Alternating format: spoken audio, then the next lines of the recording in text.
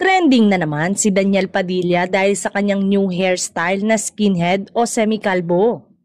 Spotted nga si Daniel noong linggo kasama ang tatay niyang si Romel Padilla habang nagse-celebrate ng Father's Day. Bukod nga sa pakikipag-bonding ni Daniel sa kanyang tatay at mga kapatid, ang isa pang nakatawag ng pansin sa mga fans at netizen ay ang buhok ng aktor. Hirit nga ng netizen. Bagay naman kay DJ ang bago niyang hairstyle. Actually, maswerte ang aktor dahil kahit anong gupit ay swak na swak sa kanya. Mukhang may bagong trend na naman ang haircut na mauuso lalo pa at pasukan na ng ibang school ngayon. May mga nagsabi din na tuluyan na ngang nakamove on si Daniel sa ex na si Catherine.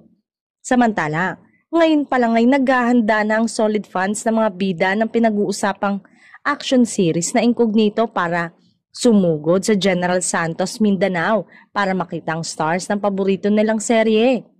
Sasala nga kasi ang mga bida ng Incognito sa KCC Mall of Gensan on June 28.